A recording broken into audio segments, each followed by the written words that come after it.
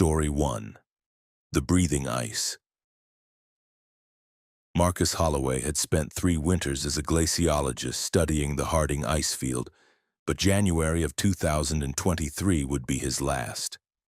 The 34-year-old researcher from Oregon had always found comfort in the ancient ice, in the way cores revealed Earth's climate history written in frozen layers. His temporary research station sat 8 miles from the nearest road, accessible only by ski plane or a grueling snowmobile trek. Most researchers rotated out after 6 weeks. Marcus preferred to stay for months, accompanied only by his equipment, satellite phone, and the profound silence that only exists in Alaska's backcountry. The station was modest, a reinforced cabin with a generator, scientific equipment, and supplies for extended isolation. Marcus had learned to appreciate the solitude. His marriage had ended badly, and the ice offered something his ex-wife never could: predictability. Ice moved slowly, calved according to physical laws, and didn't leave passive-aggressive notes about his emotional unavailability. He'd joke about it over the satellite phone with his colleague, Dr. Sarah Chen, during their weekly check-ins. She worried about his mental state. He assured her he'd never felt more centered. The phenomenon started on January 14th, during a routine core extraction. Marcus had drilled down 40 meters into the ice when his equipment detected something unusual: a pocket of air that shouldn't exist at that depth. The ice this deep was supposed to be under immense pressure, void of such cavities. He marked the location and spent the next 2 days drilling careful exploratory holes around the anomaly. Each bore confirmed the same thing: a chamber roughly the size of a small room, suspended in ice that was approximately 8,000 years old. On the 16th, Marcus positioned his endoscopic camera and fed it down the borehole. The tiny screen showed fractured light refracting through crystalline walls, and then the camera broke through into the chamber. What he saw made his breath catch. The cavity wasn't empty. Something dark occupied the center, roughly humanoid in shape, suspended in the ice like an insect in amber. But the proportions were wrong. Too tall, too angular, with limbs that bent in too many places. Marcus told himself it was a geological formation, a quirk of mineral deposits and shadow. But when he reviewed the footage that night, frame by frame, he couldn't shake the feeling that the thing had features. Not a face exactly, but the suggestion of one. And there was something else on the recording, something he hadn't noticed during the live feed. A sound, barely audible beneath the camera's mechanical whir. It sounded like breathing. He didn't report it to Sarah during their next check-in. He told himself he wanted to gather more data first, but truthfully, he was afraid she'd order him to evacuate. And he wasn't ready to leave. The discovery felt significant, possibly career-defining. He needed to understand it first. The next night, Marcus woke at 3 a.m. to a sound that shouldn't exist in the absolute silence of the ice field: breathing. Deep, rhythmic inhalations and exhalations that seemed to come from beneath the floor. He lay in his sleeping bag, heart hammering, telling himself it was the wind, the building settling, his imagination poisoned by that footage. But the sound was too regular, too organic. It continued for 17 minutes, he counted every one, before stopping as abruptly as it began. Sleep became impossible. Marcus dressed and went outside into air so cold it burned his lungs through his face mask. The aurora danced overhead, sheets of green and violet that cast the ice in alien hues. He walked to the drill site, steam from his breath freezing instantly into ice crystals that hung in the air. The borehole was exactly as he'd left it, sealed with its protective cap. But the ice around it looked different. In the aurora's glow, he could see patterns beneath the surface, dark veins spreading outward from the drill site like capillaries, like the thing down there was bleeding into the surrounding ice. Over the next 3 days, Marcus documented everything obsessively. The breathing sound came every night, always starting at 3 a.m., always lasting between 15 and 20 minutes. The dark veins in the ice spread further each morning.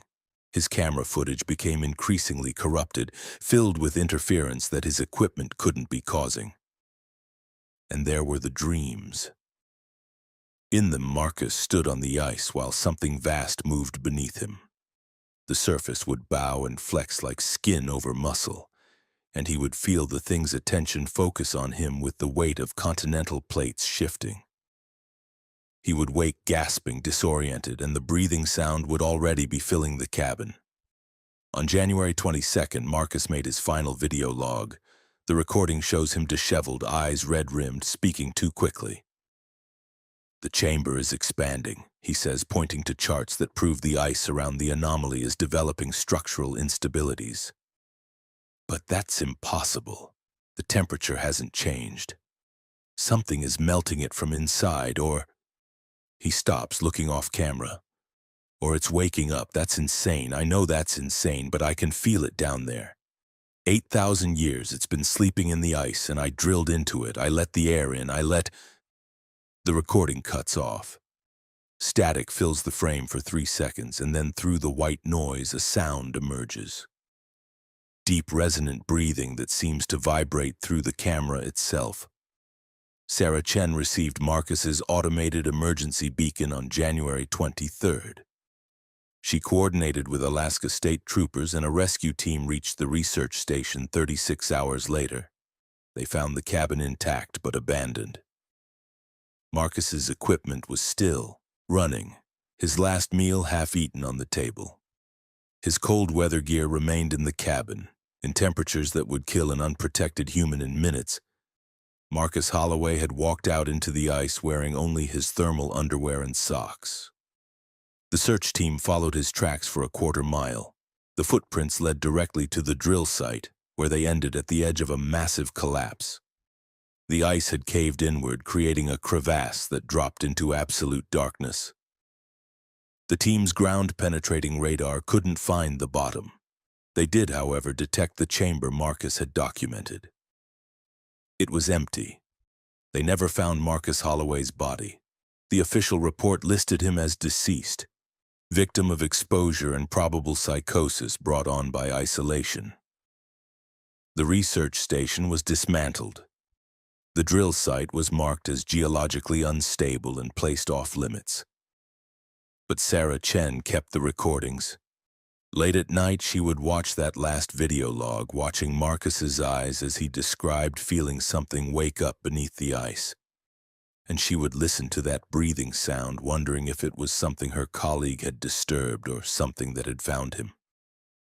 2 years later, a different research team working 40 miles from Marcus's site reported unusual seismic activity, rhythmic vibrations that occurred every night at 3 a.m., lasting approximately 15 to 20 minutes.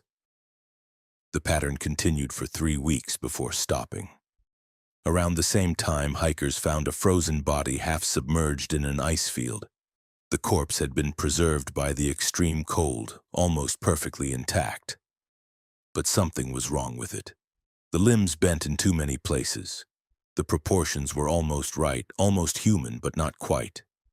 The dental records identified it as Marcus Holloway, but that was impossible. No DNA test was ever performed. The body was cremated quickly, quietly, before anyone could ask too many questions. The official cause of death remained exposure.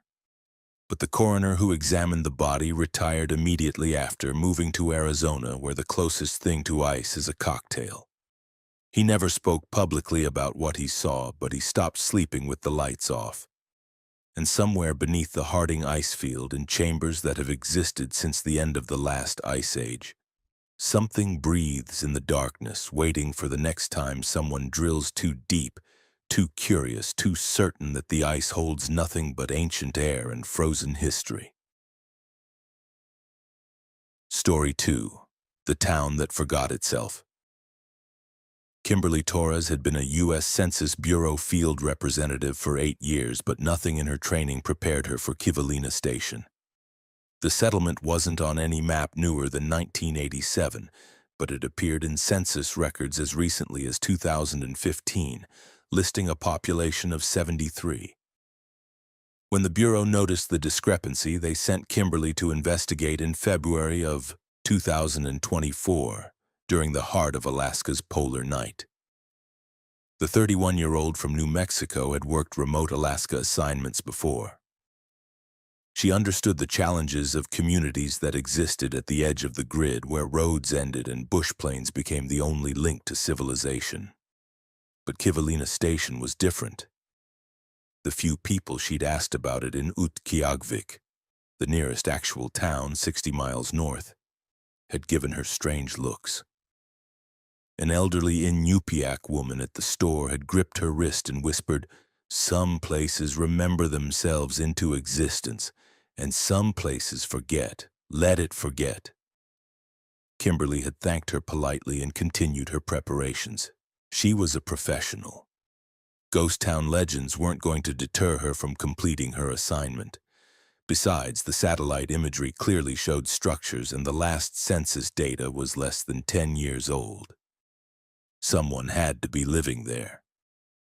The bush pilot who flew her in, a grizzled man named Tom Mercer, grew increasingly quiet as they approached the coordinates. Kimberly watched the landscape scroll beneath them, endless white broken only by frozen rivers that looked like dark veins. Then she saw it. A cluster of buildings arranged around a central square, smoke rising from at least 3 chimneys. Proof of habitation. "There," she said, pointing. "That's it." Tom said nothing, circling lower. The buildings looked strange in the perpetual twilight, not abandoned but not quite occupied either. The proportions seemed off somehow, like a photograph slightly out of focus. He landed on what passed for an airstrip, really just a flat stretch of packed snow, and kept the engine running. "I'm coming back in exactly 72 hours, he said as Kimberly unloaded her equipment. 3 p.m. on February 19th. If you're not here, I'm leaving anyway, and I'm not coming back."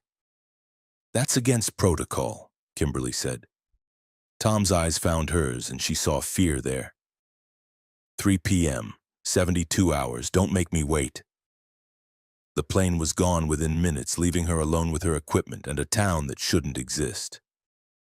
Kimberly shouldered her pack and walked toward the nearest building. The cold was absolute, the kind that made her teeth ache despite her face mask. The darkness was nearly complete, the sun having set in November and not due to return until late January. Her headlamp cut a narrow path through the gloom. The first building she reached was a general store, or had been. The sign was still visible. Kivalina Station Mercantile, Estommer 1952. But the date looked wrong, the numbers shifting slightly when she looked directly at them. She pushed open the door and warmth hit her, impossible warmth from a wood stove that glowed in the corner. "Hello," she called. A woman appeared from the back room, middle-aged, wearing clothes that seemed both contemporary and oddly dated. "Census?" she asked, smiling. "We've been expecting you. Everyone will want to be counted." Over the next 6 hours, Kimberly interviewed 47 residents of Kivalina Station. Every single one of them was friendly, cooperative, and deeply, fundamentally wrong. Their stories made sense individually but collapsed into contradiction when examined collectively. The mayor said the town was founded in 1952 by miners. A school teacher insisted it had been established in 1938 by trappers. A mechanic swore it dated back to the 1890s. And there were the ages. Kimberly interviewed a woman named Margaret who claimed to be 41 but had memories of events from the 1960s that she described as her childhood. A man named Joseph said he was 28, but spoke about working on the Trans-Alaska Pipeline as a young man in the 70s. The architecture was equally impossible. Buildings that looked freshly painted stood next to identical structures in advanced decay. Streets appeared and disappeared depending on which direction Kimberly approached from, and the population kept changing. She counted 47 people in her interviews, but at the communal dinner that evening, she counted 62 distinct individuals. When she counted again after the meal, there were 58. Night, or the deeper darkness that passed for night during polar night, brought worse observations. Kimberly stayed in a boarding house run by a woman named Claire, who'd offered her a room just like we do for all the census people who visit. But according to census records, no field representative had visited Kivalina Station since 1987. From her window, Kimberly watched the town. People moved through the streets, but their movements were repetitive, like actors following the same blocking. A man walked from the mercantile to the post office every 17 minutes, following an identical path. Children played in the square, but their game never varied, their laughter hitting the same notes at the same intervals. On her second day, Kimberly tried to leave. She walked to the airstrip and found it exactly where it should be, but also found that no matter how long she walked, she never got any closer to the edge of town. The buildings would end, the tundra would begin. But when she looked back after walking for 20 minutes, the town lights were just as close as when she started. Panic set in. She tried running. She tried navigating by GPS, but her device showed her position as constantly changing while the town remained fixed in the same relationship to her location. After 3 hours of attempted escape, she found herself back at the boarding house, where Claire greeted her with tea and sympathy. "It's the darkness," Claire said, as if that explained everything. "During the long night, the town gets confused. So do the people. We forget which year it is, who we are, whether we're coming or going. But it's comfortable here. Safe. You could stay." "I have a plane coming," Kimberly said. "Do you?" Claire's eyes were kind but empty. "Are you sure? Maybe you've always been here. Maybe the plane is just something you remember from before you came home." That night, Kimberly barricaded herself in her room and reviewed her recordings. The interviews she'd conducted showed normal people saying normal things, but underneath their voices, just at the edge of audibility, was a sound like static, like white noise, like the town itself whispering through their mouths. And her field journal was changing. Notes she'd written on the first day now described events that hadn't happened. A page dated February 16th discussed interviewing people she hadn't met yet. Her handwriting, but not her memories. The town was rewriting her documentation, folding her into its impossible history. On the third day, Kimberly woke knowing she'd lived in Kivalina Station all her life. She was 26 years old. No, 31. No, 44. She'd come here to conduct a census. She'd come here to escape something. She'd been born here. All of it was true. None of it was real. At 2:45 p.m., some fragment of her original self screamed that she needed to be at the airstrip. She ran through streets that stretched and compressed, past people whose faces she both recognized and had never seen. The town pulled at her, trying to keep her, trying to make her forget that she'd ever been anywhere else. At 3 p.m. exactly, Tom Mercer's plane touched down. Kimberly was there, though she couldn't remember the last hour of running. Tom threw the door open and she dove inside. As they lifted off, she looked down at Kivalina Station. The buildings were flickering, there and not there, like an image struggling to maintain coherence. People stood in the streets, looking up, and their faces were all the same face, wearing different features like masks. The flight back was silent. Tom didn't ask questions. When they landed in Utqiagvik, Kimberly filed her report. Kivalina Station, population 0, structures present but uninhabited. Recommend removing from census records. But at night, she dreams she's back there. In the dreams, she's standing in the town square during the endless darkness, and everyone is singing. They're singing her name, adding it to a song that lists all the people the town has remembered into existence. And the worst part is how badly she wants to join them, to let go of the exhausting work of being a real person with a linear history.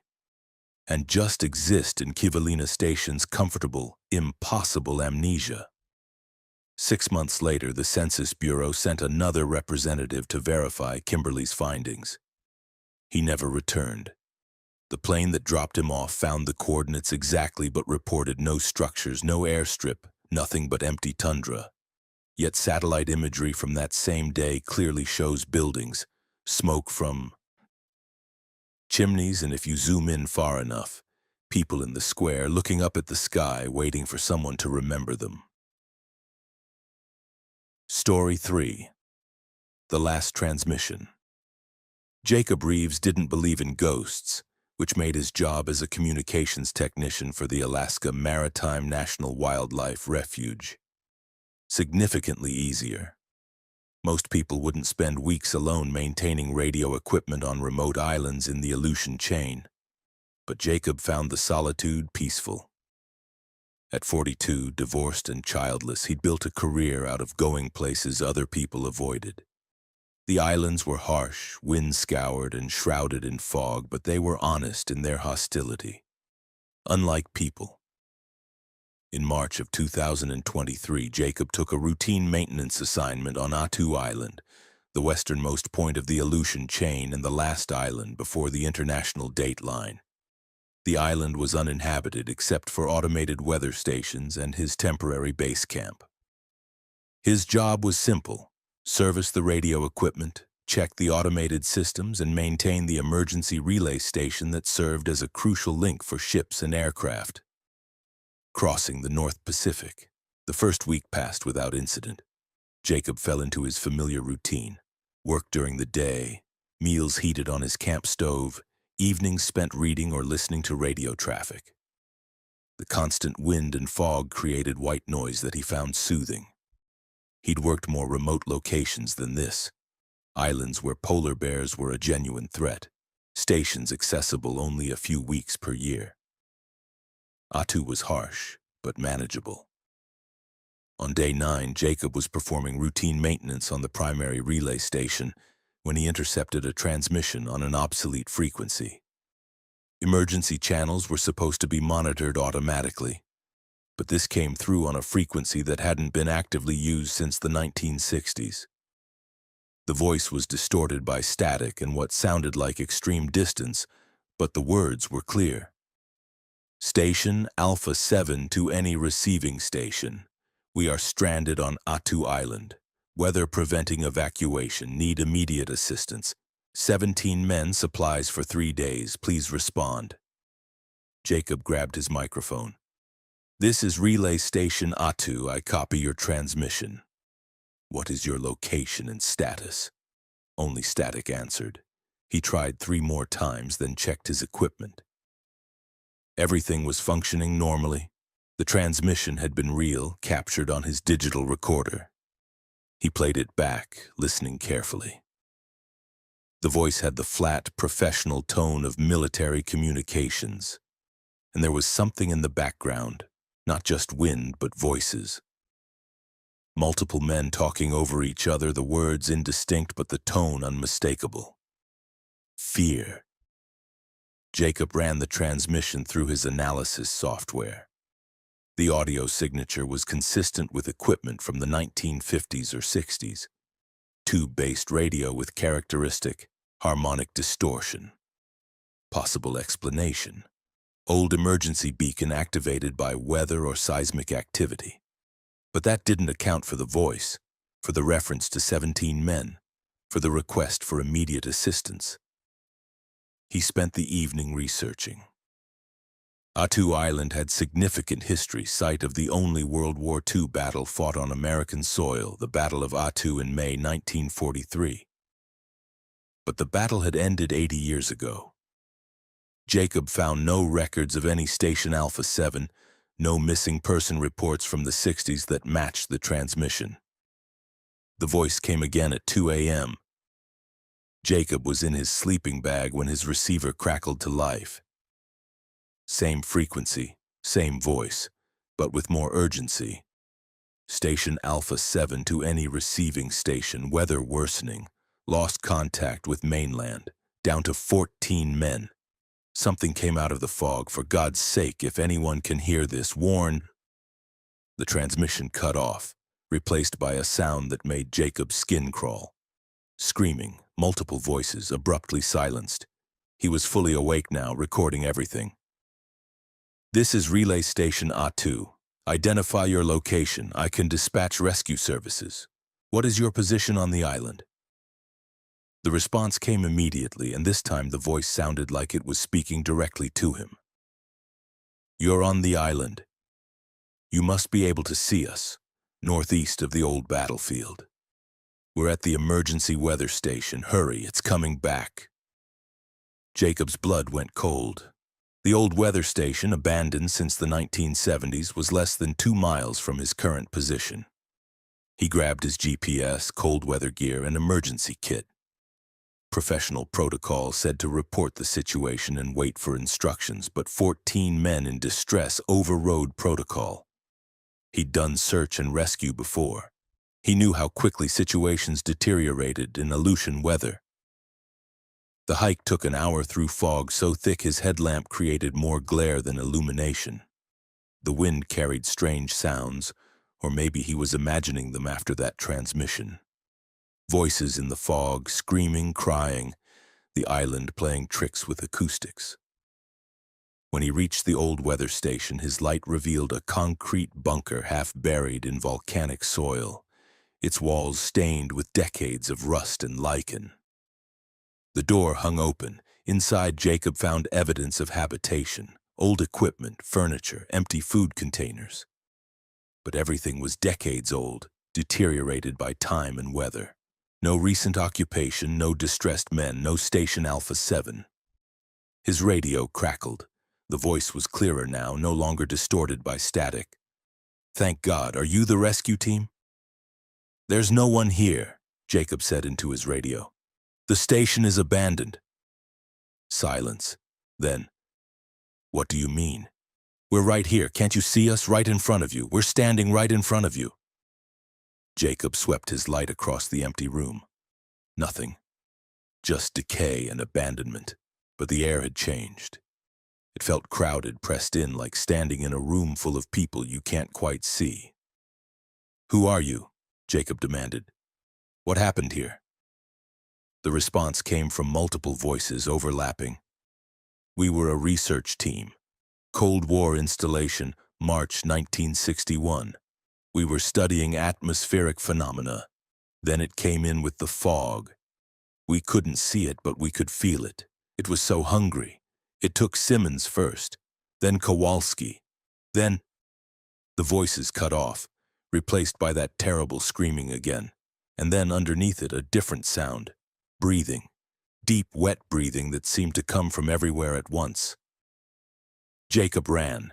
He'd like to claim professional composure, but the primitive part of his brain had taken over. He ran through the fog while his radio continued to transmit, voices calling for help, screaming, crying, begging for rescue that had never come. And beneath it all, that breathing, that sense of something vast and patient moving through the fog. He made it back to his base camp and immediately called for emergency evacuation. The duty officer was skeptical until Jacob transmitted his recordings. The order came through: secure your equipment and prepare for pickup. A helicopter would reach him by dawn. But dawn was hours away and the transmissions continued. All night, Jacob listened to Station Alpha 7 die over and over. The voices would call for help, report men missing, describe something in the fog. Then screaming, then silence, then it would start again. The same sequence with slight variations. A loop of horror repeating endlessly on an obsolete frequency. And between the loops, the voices would talk to him. They knew his name now. They begged him to help them, told him he was their only hope, asked why he wouldn't come to the weather station where they were waiting. The voices were persuasive, desperate. More than once, Jacob found himself reaching for his coat before stopping himself. They weren't asking for help. They were trying to lure him back. The helicopter extracted Jacob at first light.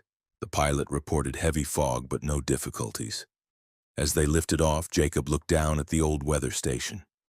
For just a moment, the fog cleared and he could see figures standing outside the bunker. 17 figures watching him leave. Jacob never took another remote assignment. He transferred to an office position in Anchorage, maintaining equipment from behind a desk. But he kept the recordings, and sometimes late at night he'd listen to them. The timestamps showed something impossible. The transmissions had started before he'd arrived on Atu, recorded by the automated systems. Station Alpha 7 had been calling for help for 62 years, their emergency repeated on a loop, waiting for someone to answer. Research eventually confirmed that a research team had been stationed on Atu in March of 1961. 17 men. They were evacuated in early April after reporting equipment malfunctions and psychological stress. All 17 made it home safely.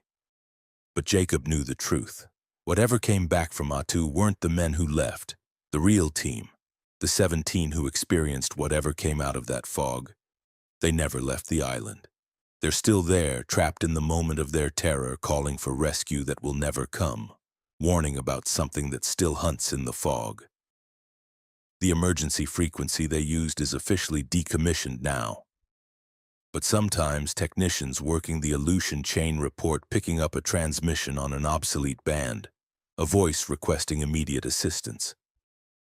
17 men running out of time. And if you listen carefully, underneath the words you can hear breathing. Something vast and patient still hunting in the fog. Still hungry after all these years. Story 4. The Frozen Trail. Detective Sarah Blackwood had worked Alaska State Troopers for 13 years, specializing in missing persons cases across the state's vast wilderness. At 38, she'd seen enough tragedy to understand that Alaska could be beautiful and merciless in equal measure. But the case of the Denali Trail disappearances challenged everything she thought she understood about her work. It started in November of 2022 when a popular hiking trail on the outskirts of Denali National Park was closed after 3 hikers disappeared within a 2-week span. The trail was well maintained, frequently used, and only 4 miles long. Not the kind of place where experienced hikers vanished. Yet David Morrison, Emma Yates, and Thomas Chen had entered the trail on separate occasions and simply never emerged from the other end. Sarah arrived at the trailhead on a gray November morning when winter was asserting its dominance. The temperature hovered at 15 below zero, and snow was already accumulating despite it being early in the season. Park Service rangers had organized search parties that found nothing. No bodies, no evidence of animal attacks, no signs of the hikers leaving the marked trail. "It doesn't make sense," Ranger Michael Oshiro told her, his breath fogging in the cold air. "The trail is basically a straight line. You'd have to actively try to get lost. And all 3 were experienced. Morrison guided hunts commercially. Chen climbed Denali 2 summers ago. These weren't tourists who wandered off taking selfies. Sarah examined the case files during the brief daylight hours. Each disappearance followed an identical pattern. Hiker checks in at the trailhead kiosk, their vehicle later found in the parking area, but they never check out at the trail's end. No distress calls, no emergency beacon activations. Security cameras at both trailheads showed them entering but never leaving. The only anomaly was a detail so minor that it had been overlooked in the initial reports. Each hiker had been alone, and each had started their hike at approximately 2:30 p.m. That meant they'd been on the trail during the brief transition between day and the long Arctic night. Sarah decided to walk the trail herself, accompanied by 2 rangers and equipped with full winter gear, GPS tracking, and constant radio contact. They started at 1 p.m., giving themselves ample time to complete the 4-mile route before full darkness. The trail was beautiful in a stark way. Snow-covered spruce trees creating a tunnel of white and deep green. Their footsteps crunched loudly in the silence. Sarah photographed everything, noting landmarks, measuring distances, looking for any place where someone might have left the trail. Everything seemed normal until they reached the 2-mile marker. "Does anyone else feel that?" Ranger Oshiro asked, stopping abruptly. Sarah felt it. A change in air pressure or temperature or something less definable. The quality of light had shifted even though the sun hadn't moved appreciably. The forest looked the same but felt different, like they'd crossed an invisible threshold. Her radio crackled with static. She tried calling base but received only white noise. GPS showed their position accurately, but the trail ahead looked different. The packed snow less disturbed, as if fewer people had traveled this section, which made no sense. It was a through trail. Every hiker who passed the 2-mile marker should have continued to the end. "We keep going," Sarah decided, "but we stay alert." The next mile was the longest of Sarah's life. The forest pressed in, the silence became oppressive, and the light continued to fail in ways that didn't match the actual time. When Sarah checked her watch, it showed 2:45 p.m., but the darkness around them suggested much later. The trees seemed taller, their branches reaching across the trail like skeletal fingers. Then she saw the figure. A man stood in the trail ahead, maybe 50 yards distant, wearing hiking gear but no pack. Even at that distance, Sarah could see he was underdressed for the temperature, wearing only a light jacket. "Sir," she called out, "Alaska State Troopers, are you okay?" The figure didn't respond. He simply stood there facing them. Sarah approached cautiously, one hand on her radio, though it was still producing only static. As she got closer, details resolved. The man was in his early 30s, clean-shaven, with frost forming on his exposed skin. His eyes were open but didn't track their movement. "Sir, I need you to respond. Are you injured?" Sarah was 10 feet away now, close enough to see that the frost on his skin wasn't just surface level. Ice crystals had formed in his eyebrows, his hair. He should have been shivering violently at this temperature in such light clothing, but he stood perfectly still.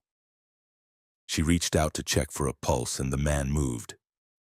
Not toward her, backward, sliding across the snow without appearing to walk.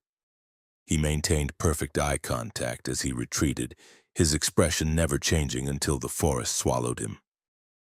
"Did you see?" Sarah spun to her companions and found herself alone. The 2 rangers had vanished. She was standing on a trail that looked less like a maintained hiking path and more like a game trail, narrow and overgrown. The trees were wrong, too close together, too tall, species she couldn't identify, and it was much darker than it should have been. Sarah ran. Professional training evaporated in the face of primal fear. She ran back the way she'd come, her headlamp cutting wild shadows through trees that seemed to lean in from both sides. Her breath came in gasps, freezing instantly on her face mask. The trail stretched impossibly long, much further than the mile she'd already walked. Behind her, she heard footsteps. Not the crunch of snow under boots, but the whisper of something moving through powder without breaking through the crust. She didn't look back. Looking back felt like the worst possible decision she could make.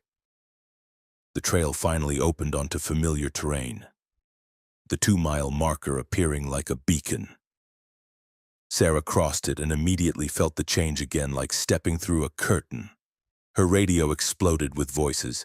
"Detective Blackwood, respond! What is your position?" "I'm here," she gasped. 2-mile marker, where are the rangers?" "Ma'am, you've been non-responsive for 40 minutes. Rangers Oshiro and Kelly are with you. We've had continuous visual via drone footage." Sarah turned. Both rangers were right behind her, looking confused and concerned. "Did you run ahead?" Oshiro asked. "You just suddenly took off. We tried to keep up, but—" "I was alone," Sarah insisted. "You disappeared. I was alone on the trail." The drone footage told a different story. It showed Sarah walking normally with both rangers until the 2-mile marker, where she'd suddenly broken into a run while the rangers called after her in confusion. The footage showed an empty trail ahead of her. No figure, no one standing in the path. But when Sarah reviewed her body camera footage later that night, she saw something different. The figure was there, clear as day, and as her camera had approached just before the man slid backward into the forest, the lens had captured his jacket. Printed on the breast pocket was a name: D. Morrison. Sarah interviewed Morrison's family. They confirmed the jacket matched what he'd been wearing. But David Morrison had disappeared 3 weeks earlier. What Sarah had encountered on the trail couldn't have been him.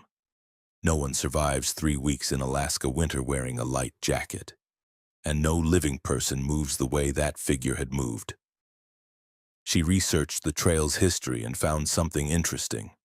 The land had been used by Athabascan peoples for centuries, but they'd avoided this specific route. Oral histories described it as a confused place where the boundaries between the world of the living and the dead grew thin during certain times of the year, particularly during the transition to polar night when day and night existed in uncertain balance. Sarah submitted her report recommending the trail remain closed indefinitely. The official explanation cited dangerous wildlife activity, but she also filed a separate classified report detailing her experience and her theory. Something about that stretch of trail, particularly around the 2-mile marker, created a spatial or temporal anomaly during specific conditions. People who entered during that twilight window didn't just disappear, they slipped into someplace else, someplace that looked like the trail but wasn't. The trail has never reopened. Park Service staff won't discuss it publicly, but they've installed barriers at both ends and cameras monitoring the closure. The cameras occasionally capture images of people on the supposedly empty trail. Figures in hiking gear, standing still, always at approximately the 2-mile marker. Sometimes they're recognizable from missing persons reports. Sometimes they're wearing clothes from decades earlier. Sarah left Alaska the following year, accepting a position in Montana. She told colleagues it was for a career opportunity, but the truth was simpler. She couldn't stay in a state where trails could lead to places that shouldn't exist, where the missing weren't necessarily dead but trapped in some in-between space, walking forever through a forest that looked almost but not quite like home. And on certain November evenings, when the light is failing and winter is asserting its grip, you can still see footprints in the snow around that closed trail. Fresh prints appearing despite the barriers, despite the cameras, despite the warnings. Prints that walk up to the 2-mile marker and simply stop, as if whoever was making them stepped out of this world and into another, following 3 experienced hikers who learned too late that some trails don't lead where their maps suggest. Story 5. The Aurora Watchers. Dr. Elizabeth Morton had spent her entire career studying the Aurora Borealis, but she'd never witnessed what happened at the Poker Flat Research Range in January of 2024. The 46-year-old atmospheric physicist from MIT had made countless trips to Alaska's premier auroral research facility, launching rockets into the shimmering lights to gather data on the ionosphere. She understood the science: solar wind interacting with Earth's magnetic field, exciting atoms in the upper atmosphere, producing light. There was no mystery, only physics. The research team that January was small, just Elizabeth, 2 graduate students named Aaron Weiss and Jennifer Park, and facility manager Raymond Ockpick, an Inupiaq man whose family had lived in the Fairbanks area for generations. They were running a series of experiments during a predicted period of intense solar activity, launching instruments into the aurora to measure magnetic field fluctuations. The first 3 nights went perfectly. The aurora danced overhead in sheets of green and violet. Their instruments captured excellent data. and the team worked efficiently despite temperatures hovering around 30 below zero. Elizabeth was pleased. This data would significantly advance their understanding of how auroral currents affected satellite communications. On the fourth night, January 18th, something changed. The aurora appeared as scheduled around 10 p.m., but its behavior was unusual. Instead of the typical flowing curtains, the lights formed geometric patterns, precise lines and angles that held their shape for minutes at a time. Elizabeth had seen unusual auroral formations before, but nothing this structured. "Getting some weird readings," Aaron reported from the control room. "The magnetic field fluctuations are... I don't even know how to describe this. It's like the aurora is pulsing in a pattern, a repeating pattern." Jennifer pulled up the data visualization. The magnetic field variations weren't random. They followed a clear sequence, repeating every 47 seconds with mathematical precision. "That's not possible," Elizabeth said, but the data didn't lie. Something was creating ordered structure in what should be chaotic particle interactions. Raymond had been standing by the window watching the aurora. When Elizabeth approached, she saw his expression, not wonder but fear. "My grandmother told stories," he said quietly, "about certain auroras that weren't natural. She called them the Watchers. Said they appeared when the barriers were thin, when things from outside were looking in." "Raymond, we're scientists. There's a natural explanation." "Then explain why it's forming symbols," he interrupted, pointing upward. Elizabeth looked up through the observation window. The aurora had reorganized itself into shapes that were undeniably deliberate. Not random patterns, but glyphs, symbols, designs that suggested intelligence. They hung in the sky for nearly a minute before flowing back into more natural formations. Over the next hour, the phenomenon intensified. The aurora grew brighter, descending lower in the sky than Elizabeth had ever witnessed. It seemed to reach down toward the facility like luminous fingers. And the patterns became more complex, interlocking geometric designs that reminded Elizabeth of circuitry or perhaps language, some form of visual communication she couldn't comprehend. The team's instruments began malfunctioning. Sensors designed to measure particle density reported impossible readings. Magnetometers registered field strengths that should have fried their circuits. And every camera pointed at the aurora captured something that shouldn't exist. Within the dancing lights, shapes, figures, humanoid forms composed of light and magnetism moving through the aurora like swimmers through water. "We need to shut down," Elizabeth decided. This was beyond their equipment's design parameters, possibly dangerous. But when Aaron tried to power down the systems, they wouldn't respond. The aurora instruments were locked on, their sensors fixated on the sky, as if something had taken control. Jennifer screamed. Elizabeth spun to find her graduate student pressed against the window, staring upward with an expression of absolute terror. The aurora had descended further, its lower edge now barely 100 feet above the facility. And within the lights, clearly visible now, were dozens of the figures. They were watching the facility, watching them, with an attention that felt physical, oppressive. Raymond was speaking rapidly in Inupiaq, words Elizabeth didn't understand but recognized as prayer or warding. She pulled Jennifer away from the window, but the young woman was unresponsive, her eyes fixed on the aurora, tears freezing on her cheeks. Then the lights went out. Every electrical system in the facility died simultaneously. Power, backup generators, even battery-powered devices. The only illumination came from the aurora, which now pulsed in rhythm with a sound that Elizabeth felt more than heard. A deep vibration that resonated in her bones, in her teeth, in the fluid of her inner ear. In that pulsing auroral light, Elizabeth saw something that would never appear in any research paper. The figures in the aurora weren't just watching. They were descending. Shapes made of light and magnetic fields were lowering themselves toward the research facility like divers descending into deep water. And where they touched the air, reality seemed to ripple, to distort, as if their presence was incompatible with physical space. Aaron was at the door trying to force it open, shouting that they needed to evacuate. But Elizabeth understood with horrible certainty that there was nowhere to run.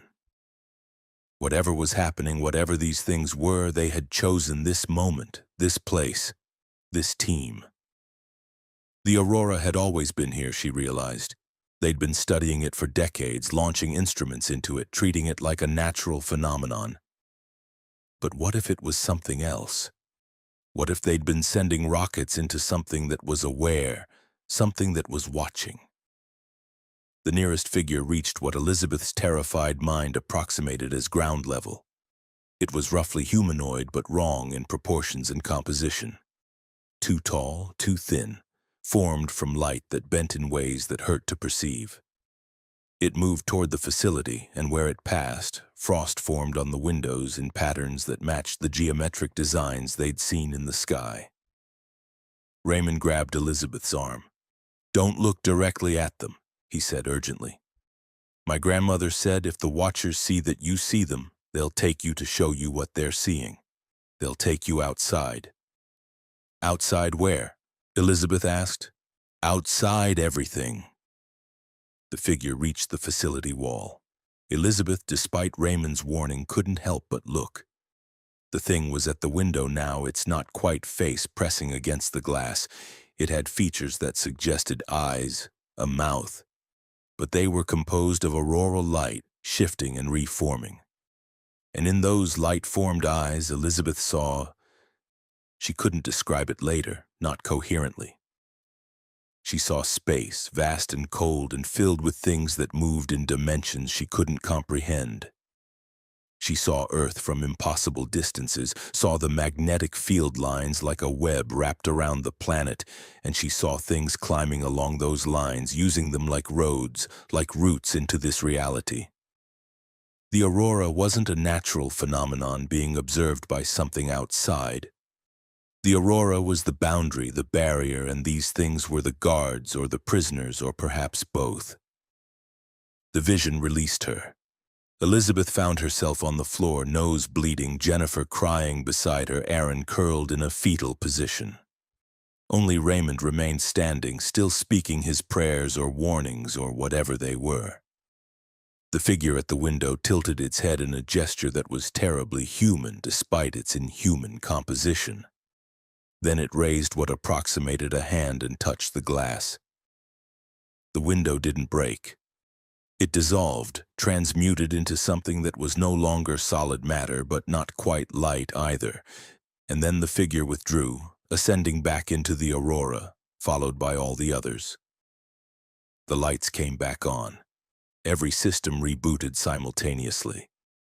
And the aurora, which had descended to nearly touch the facility, retreated to its normal altitude, resuming conventional patterns as if the last hour had been a momentary aberration. The facility's clock showed 11:47 p.m. Only an hour and 47 minutes had passed, though it had felt like longer. Elizabeth checked the instruments with shaking hands. All the data from the last 2 hours was corrupted, filled with impossible readings that made no scientific sense. The only intact recording was from a backup camera that had been running on its own battery. Elizabeth watched that footage alone in her quarters that night. It showed the aurora descending, the figures becoming visible, the approach to the facility. But it also showed something the team hadn't seen. While they'd been focused on the figures outside, something had been happening inside. All four of them, Elizabeth, Aaron, Jennifer, and Raymond, had been standing at the windows perfectly still for 73 minutes. Not moving, barely breathing while the aurora pulsed around the building. And in one frame, just one, the camera had captured their reflections in the window glass. But the reflections weren't quite right. They showed the team, but with subtle differences. Their eyes were reflecting the aurora's light, glowing faintly green and violet. And they were smiling, all four of them, with expressions of ecstasy or terror or something for which there was no name. Elizabeth never published the data from that night. She shut down the experiments, returned to MIT, and quietly resigned 6 months later. Aaron transferred to a different field of study. Jennifer left science entirely, becoming a social worker in Portland.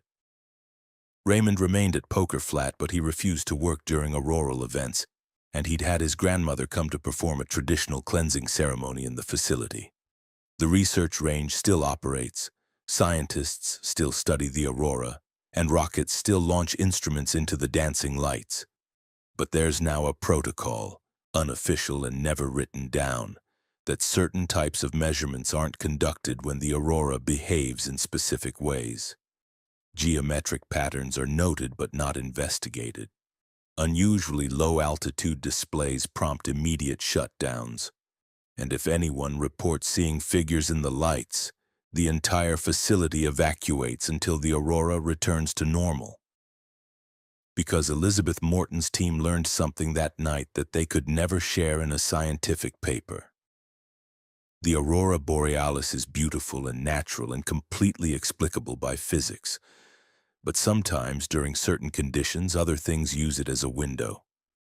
And sometimes those things look through, curious about the small, warm creatures who've spent centuries staring up at them, studying them, never realizing they were being studied in return. And if you look at auroral imagery carefully, especially from nights of intense activity, you can sometimes see them, shapes in the light that are too organized, too deliberate, too watchful to be random particle interactions. They're still there, beyond the barrier, looking in, and perhaps they're wondering when we'll be ready to understand what they're trying to show us. Or perhaps they're waiting for something else entirely. Story 6. The Cabin at Lake Iliamna. Tyler Vasquez had inherited his uncle's cabin on Lake Iliamna without ever having seen it. The 29-year-old software engineer from Seattle learned about his uncle Marcus's death and the property bequest in October of 2023.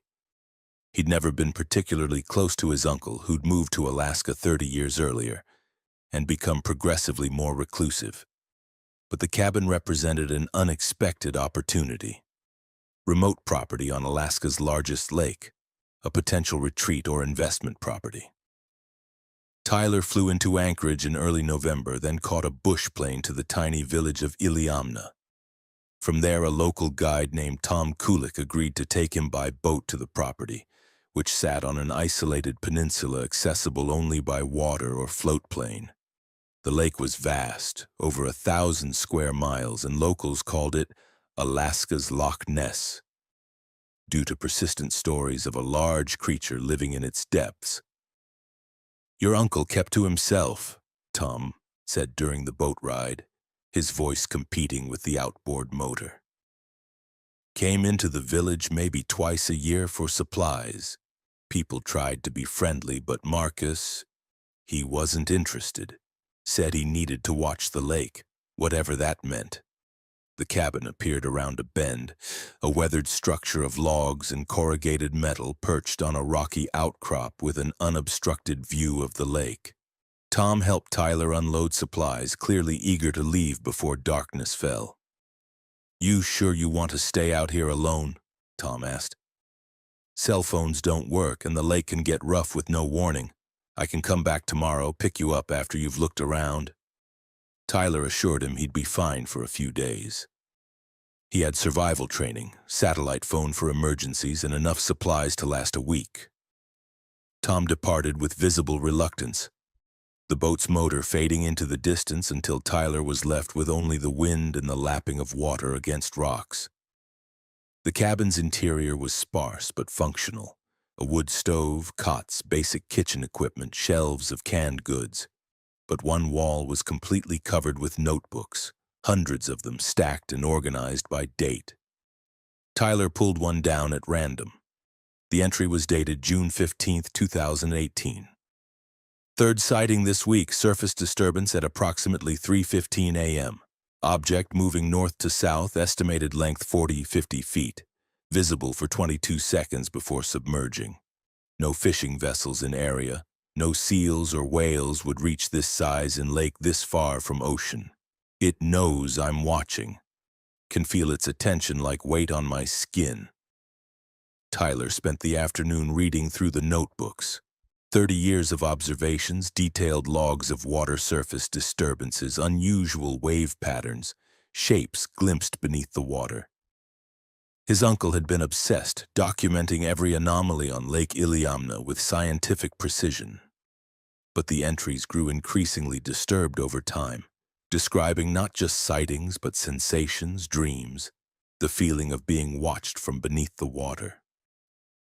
As darkness fell, Tyler started a fire in the wood stove and made dinner. The cabin had no electricity, so he used kerosene lamps that cast flickering shadows across the walls. Outside, the lake was invisible, just blackness and the sound of water. He returned to the notebooks, reading by lamplight, an entry from December 2022. It called to me again last night. Not in words, but I understood. It wants me to know it's there, wants me to acknowledge its presence. I try to ignore it, but the dreams are getting worse. In them, I'm underwater, sinking, and it rises to meet me. Not aggressive. Curious, lonely, hungry? I don't know the word for what it is. Tyler's logical mind rejected the obvious conclusion. His uncle had been isolated too long, had developed fixations, had seen patterns in random lake phenomena. But another part of him, the part raised on his mother's stories about Marcus before Alaska, remembered a sharp, rational man who'd been an engineer like Tyler himself. What could drive someone like that to 30 years of obsession? At 3:15 a.m., Tyler woke to a sound, not loud but persistent, a rhythmic splashing that cut through the wind noise. He lay still, listening, telling himself it was waves, wind, nothing significant.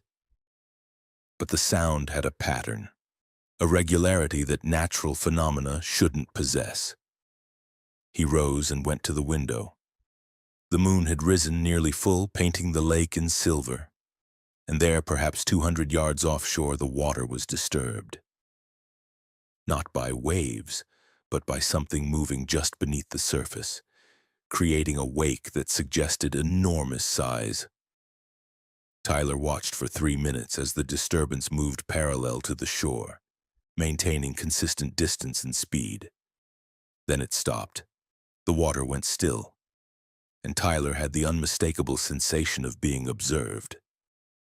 Not watched by eyes, something deeper, more fundamental. He felt seen in a way that made his skin crawl, as if something was studying him, measuring him, deciding something about him. The sensation passed. The water remained calm. Tyler returned to bed but didn't sleep. At dawn, he found his uncle's last notebook, the entries ending 3 weeks before his death. November 2nd, 2023. It came to the surface last night, fully breached.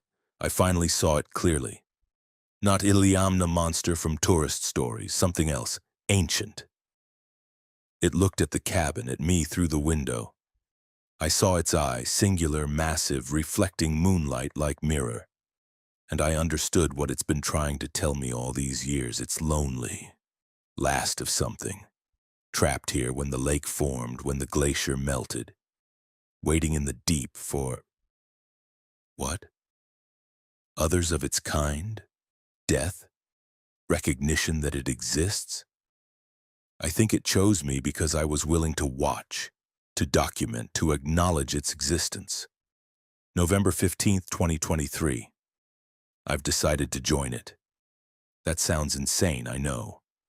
But I've spent 30 years watching the lake, and the lake has spent 30 years watching me. We know each other now. It's shown me things in dreams. What the world looked like when its kind were numerous, when the ice sheets covered continents, when things lived in the cold water that humans have never classified. It's the last witness to that world. And I think it's asking me to witness its ending. November 18th, 2023. Tomorrow night, moon will be full. Water temperature 38 degrees. I'll last perhaps 15 minutes before hypothermia takes me. Enough time to swim out, to meet it properly. People will think I slipped, fell in, drowned. That's fine. But I'll know the truth. I'm choosing to see it one last time. To let it know that its existence mattered, that someone knew it was there. The notebook entry ended. Tyler checked the official death report. Marcus Vasquez found floating in Lake Iliamna on November 22, 2023. Cause of death, drowning, likely accidental. His body had shown no signs of violence, no defensive wounds. He'd simply gone into the water and not come back. Tyler spent the second day photographing the cabin, taking inventory, planning to list the property for sale and leave as quickly as possible. But as night fell, he found himself drawn to the window, watching the water. The rational part of his brain insisted there was no creature, no ancient being trapped in the lake. His uncle had been mentally ill, delusional from isolation. But at 3:15 a.m. the water disturbed again. And this time Tyler saw more. A shape beneath the surface, darker than the surrounding water, impossibly large. It moved with fluid grace that no fish or marine mammal could match. And as he watched, it rose. Not breaching, but coming close enough to the surface that moonlight penetrated to its form. Tyler saw a body that might have been serpentine or might have been something without a terrestrial analog. He saw ridges along what might have been a spine, structures that could have been fins or limbs or something else entirely. And he saw the eye. His uncle had been right about that. A single massive eye, reflecting moonlight, focused on the cabin with unmistakable intelligence. The eye held his for perhaps 5 seconds. In that time, Tyler felt something pass between them. Not communication in any linguistic sense, but understanding. The thing in the lake was aware, intelligent, and profoundly alone. It had been alone for longer than human civilization had existed, trapped in this lake by geological changes, the last survivor of a species that had thrived when the world was cold and the seas were deeper. And it was asking the same thing it had asked his uncle. Witness me. Acknowledge that I exist. Don't let me die unmourned and forgotten. The creature descended, the water settling as if it had never been disturbed. Tyler stood at the window until dawn, his mind racing. Every rational instinct told him to leave, to chalk this up to suggestion and imagination, to sell the property and forget about it. But he didn't. Tyler Vasquez stayed at the cabin. He picked up his uncle's work, maintaining the logs, documenting the sightings. He told himself it was temporary, that he was just satisfying curiosity. But weeks became months, and he found himself watching the lake with the same obsession that had consumed Marcus. The creature appears regularly now, usually at 3:15 a.m., sometimes longer. Tyler has hours of video footage, though it never looks convincing.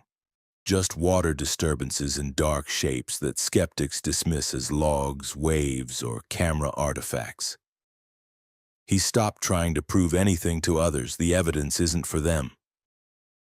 Tom Kulik brings supplies every few weeks, and he's noticed the change in Tyler.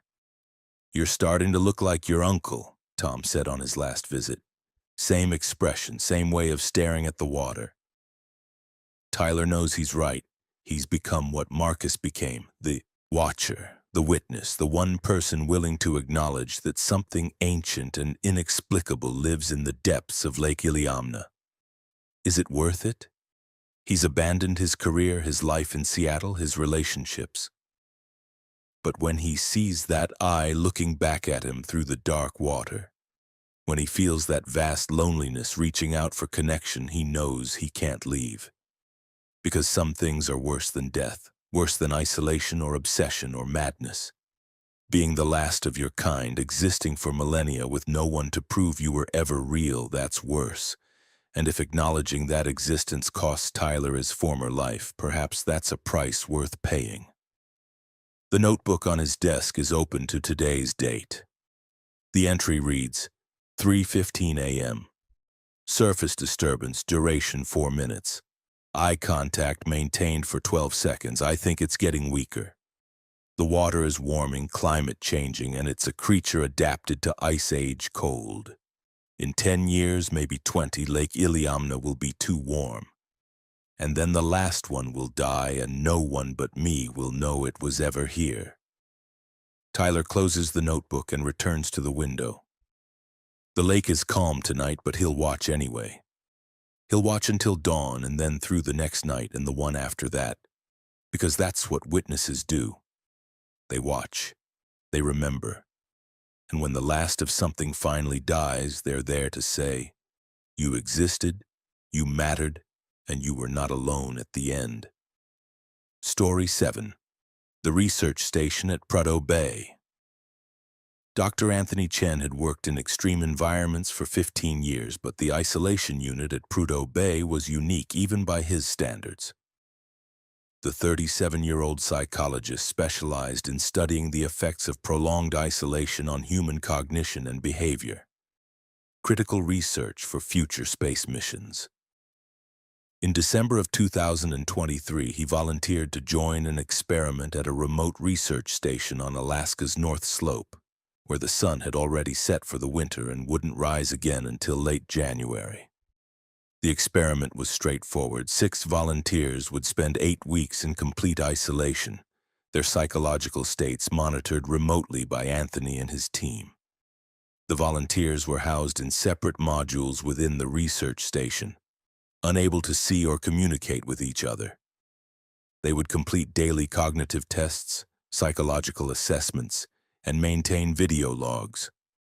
The station was automated, climate-controlled, and designed to simulate the isolation astronauts would experience during deep space missions. Anthony arrived at the facility in early December when perpetual darkness had already settled over the region. The station sat 50 miles from the nearest oil field installation, accessible only by helicopter in decent weather. For the next 2 months, he would be the only person monitoring the experiment in real time, living in a separate section of the facility while the volunteers remained in their modules. The first week proceeded normally. All 6 volunteers, 3 men and 3 women ranging from ages 25 to 48, adapted well to their isolation.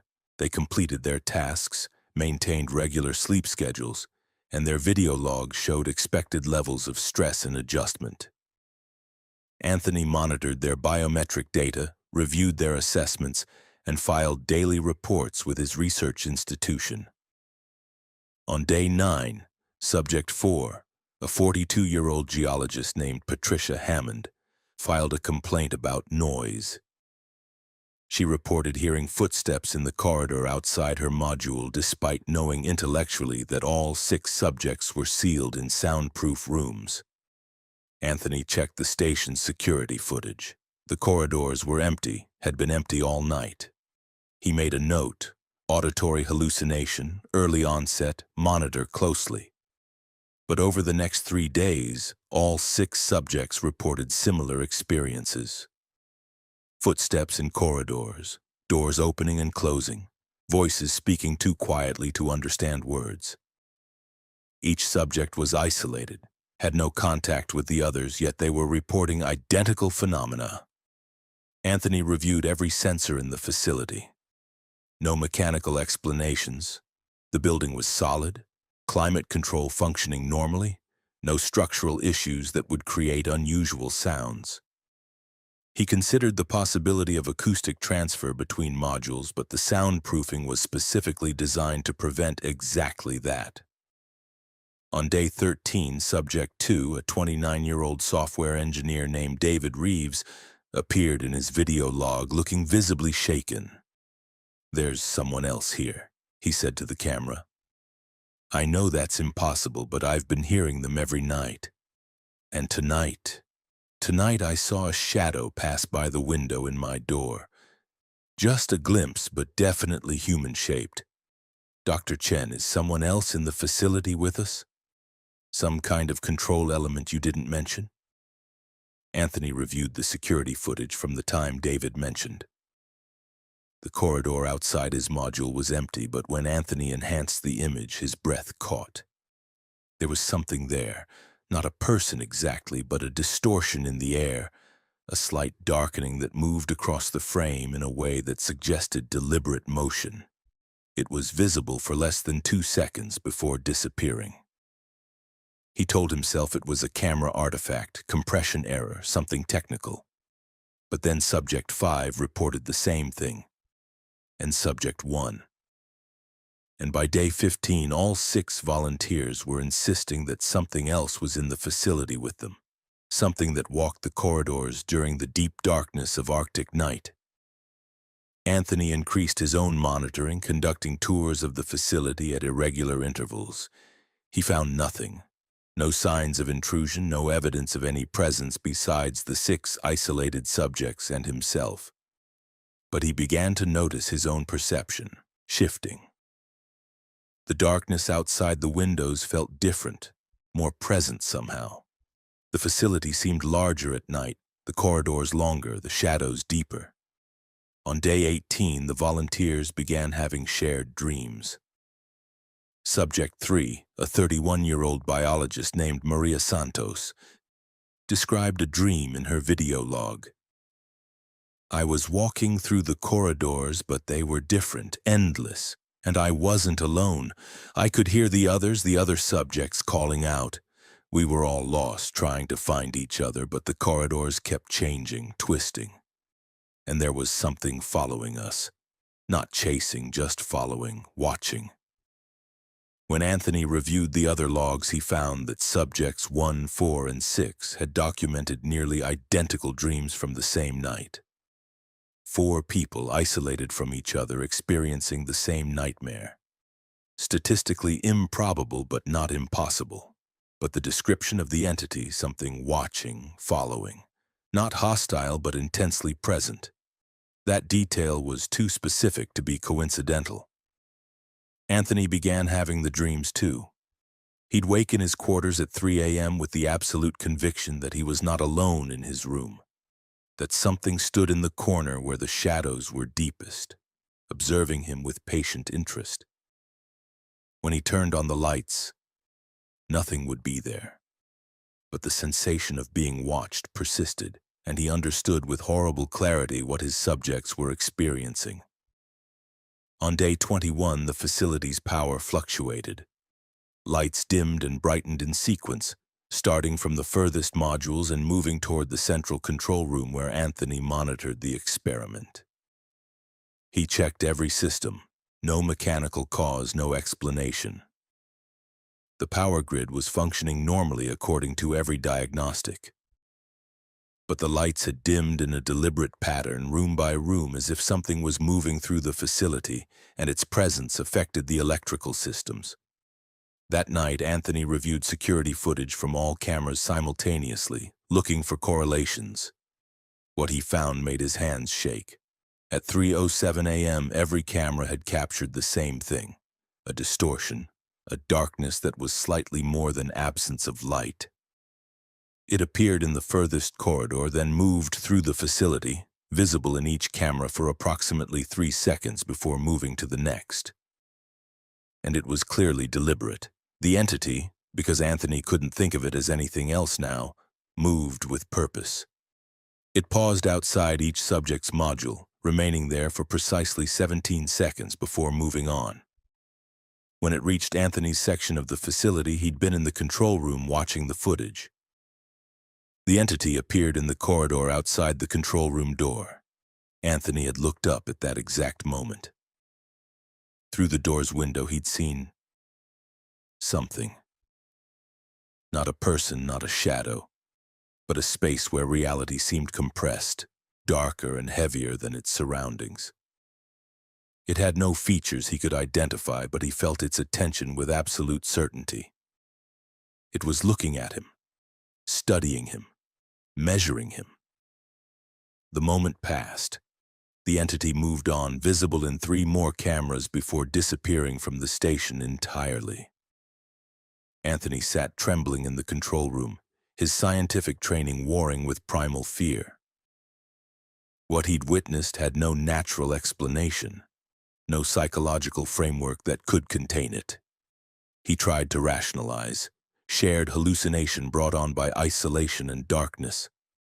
Mass psychogenic illness transmitted through some unknown vector.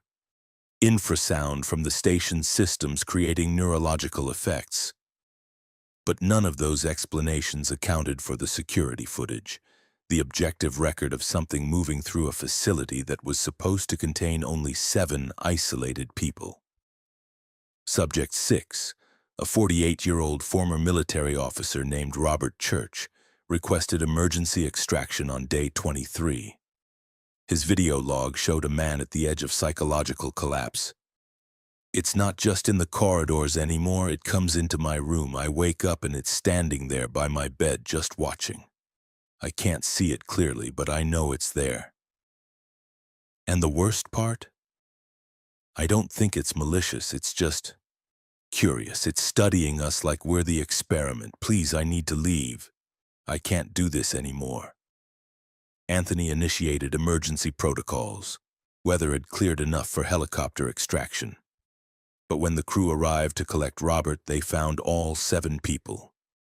6 subjects and Anthony himself standing in the central corridor. Not moving, not speaking, just standing in the darkness with the emergency lights casting red shadows across their faces. The extraction team had to physically guide them to the helicopter. None of the 7 seemed aware of their surroundings, responding only to direct commands. Medical evaluation at the nearest hospital showed no drugs, no neurological abnormalities, no physical explanation for their catatonic states. They all recovered within 48 hours, with no memory of the extraction or the hours preceding it. The last thing Anthony remembered clearly was reviewing the security footage at 3:07 a.m. on day 21. Everything after that was fragments, disconnected impressions of darkness and the sensation of being observed. The experiment was terminated. The facility was investigated thoroughly. Environmental tests, structural analysis, electromagnetic surveys. Nothing unusual was found.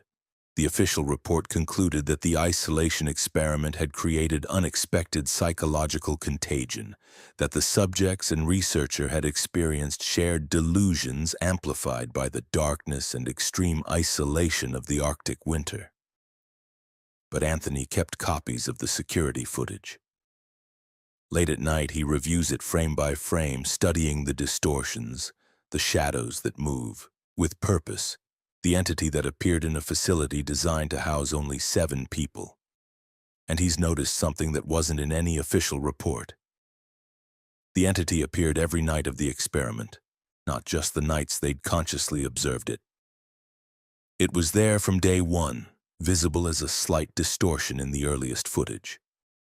It had been in the facility before they arrived, moving through the corridors during the long Arctic darkness, and their presence hadn't summoned it. They'd simply finally noticed it was there. The research station at Prudhoe Bay is still operational, still used for isolation experiments, though protocols have been changed significantly. Subjects are no longer kept for more than 4 weeks. More monitoring staff are present, and researchers are instructed to report any unusual perceptions immediately, no matter how irrational they seem. But Anthony won't go back. He's left the field entirely, moving to a different area of research, somewhere with sunlight and people and the comforting noise of civilization. Because he understands now what lives in places of extreme isolation and darkness. Not ghosts, not anything supernatural in the traditional sense, but entities adapted to emptiness, to the spaces where humans rarely go, where the long darkness makes reality thin and permeable. And they're curious about us. They watch when we enter their territory, study our behavior, try to understand these brief, warm creatures who venture into the cold and dark. Anthony doesn't know what they are or where they come from. But he knows they're there, in the remote places, in the research stations and isolated cabins, in anywhere humans create pockets of light surrounded by endless darkness. And he knows they're patient. They'll wait through the summer, through the light, for winter to return, for darkness to reclaim its territory. And then they'll resume their watching, their studying, their careful observation of the humans who think they're alone in the Arctic night. Story 8. The Ice Cave Expedition. Rebecca Hart had been a professional cave explorer for 12 years, but the ice caves beneath the Matanuska Glacier represented her most ambitious expedition. The 41-year-old from Colorado specialized in glacier caves, temporary formations created by meltwater, constantly shifting, deadly if you didn't respect their dangers. In March of 2024, she assembled a team to map a newly discovered cave system that penetrated deep into the glacier, potentially reaching formations that were thousands of years old. Her team consisted of herself, two experienced cavers named Michael Torres and Linda Yamamoto, and their guide, an Atna Athabaskan man named Daniel Nikolai, who'd grown up near the glacier and knew its moods better than anyone. They entered the cave system on March 7th, equipped with full technical gear, multiple light sources, GPS beacons, and supplies for a 3-day expedition. The entrance was spectacular, a mouth of blue ice 20 feet high, water running across smooth, frozen floor. They descended into a world of impossible beauty, ice formations in shades of blue and white, light refracting through crystal structures, chambers that looked like cathedrals built by alien architects. Rebecca documented everything, taking photographs and measurements, mapping the cave system with laser equipment. They made good progress the first day, penetrating almost a mile into the glacier. The caves were more stable than expected, the ice formations suggesting this section hadn't experienced significant melt-refreeze cycles in years. They established camp in a large chamber, ate dinner, and reviewed the next day's planned route. Daniel was quiet during the meal, his expression troubled. When Rebecca asked what was wrong, he hesitated before speaking. "My grandmother's people didn't enter glacier caves. They said the ice holds memories. Everything that's ever been frozen in it, preserved forever. And some of those memories are dangerous." "Dangerous how?" Michael asked. "The ice remembers the world before humans, remembers things that lived when the glaciers covered everything. And sometimes, if you go deep enough, those memories become active." Rebecca respected local traditions, but she was also a scientist. The caves were geological formations, nothing more. She thanked Daniel for sharing the story and assured him they'd be careful. They settled into sleeping bags, and exhaustion claimed them quickly. Rebecca woke to Linda's voice, urgent but controlled.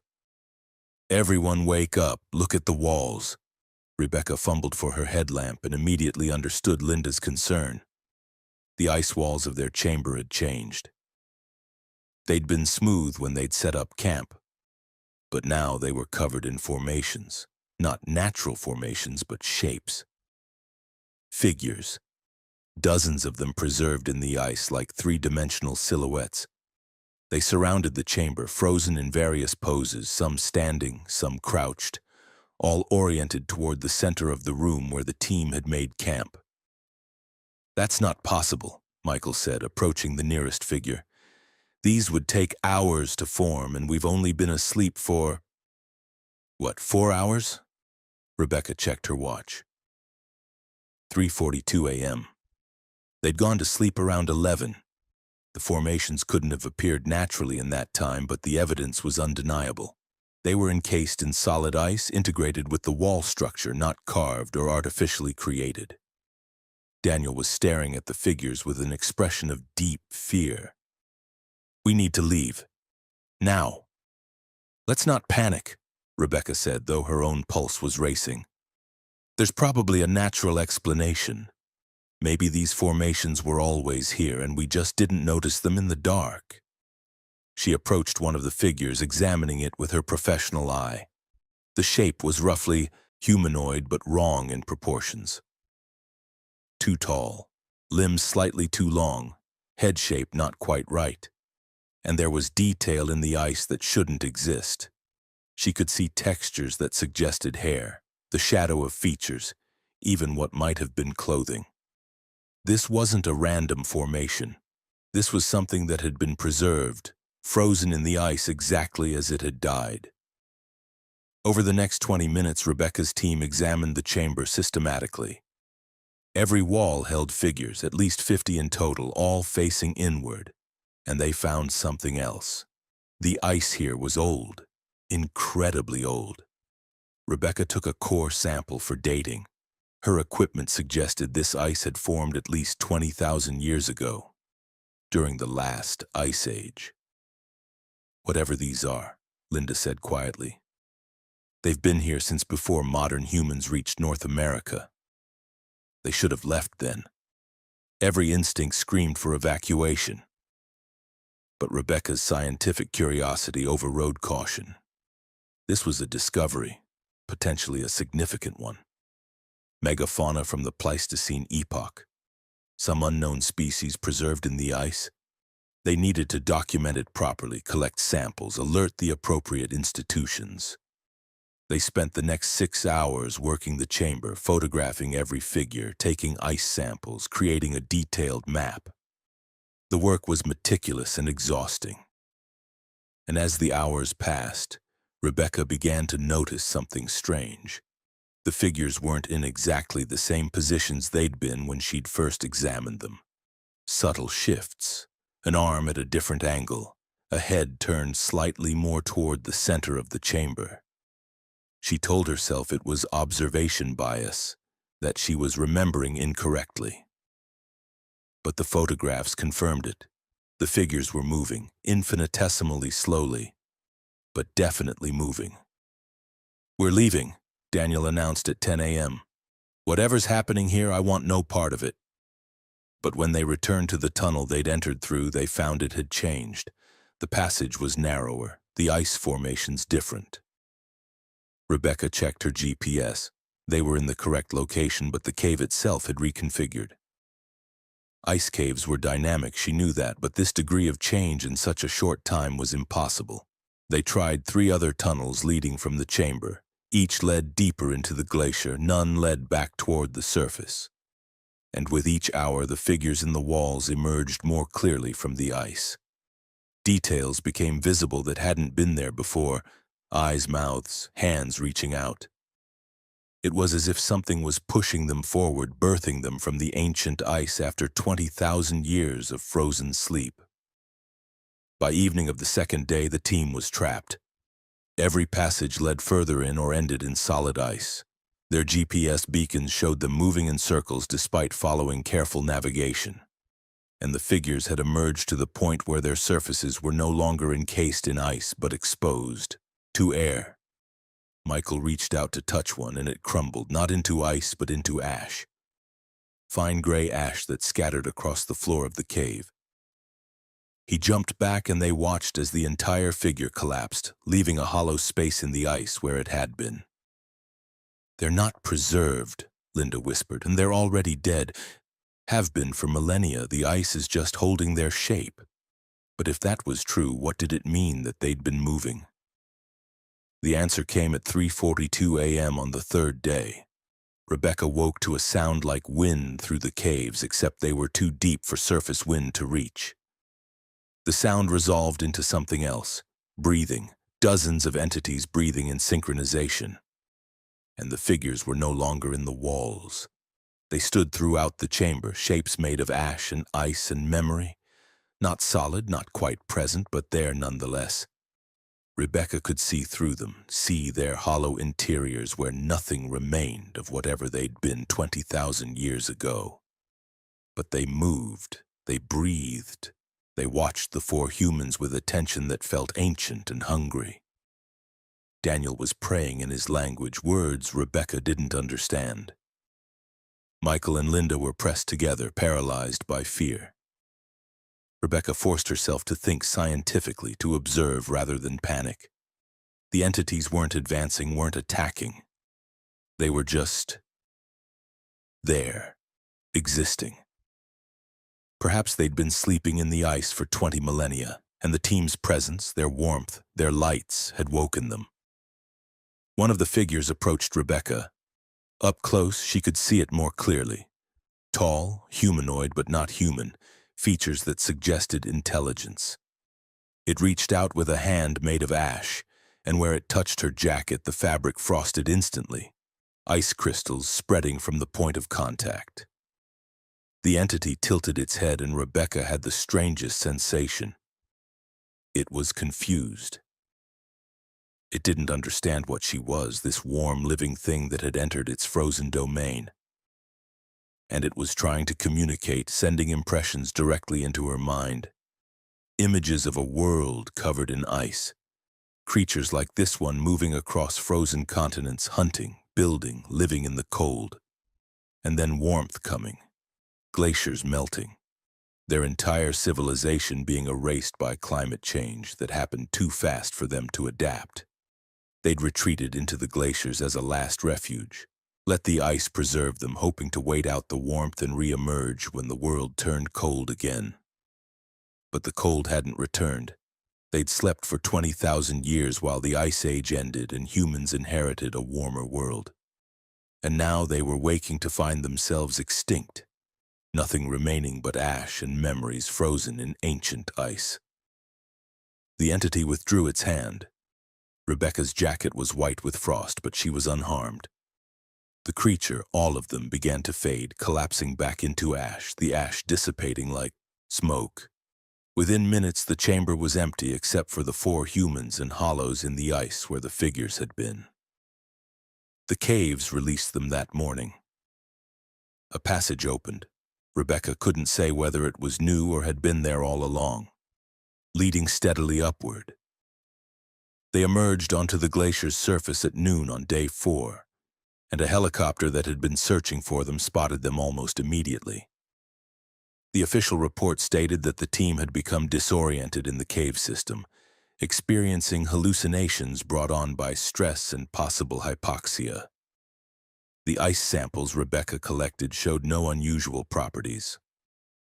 The photographs of the figures were dismissed as natural ice formations misinterpreted due to lighting and psychological stress.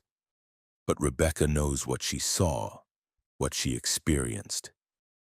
Something lived during the Ice Age, something intelligent and adapted to cold.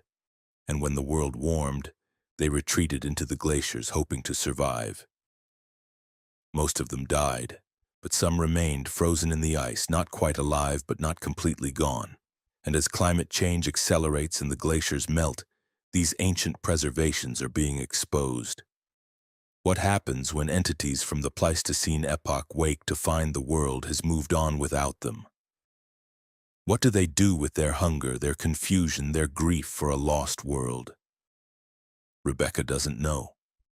But she thinks about the glacier caves, about the figures still trapped in ancient ice, waiting for the melt to reach them.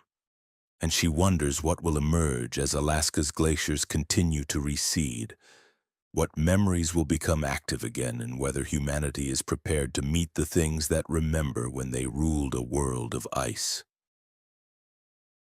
Story 9. The Village That Moved.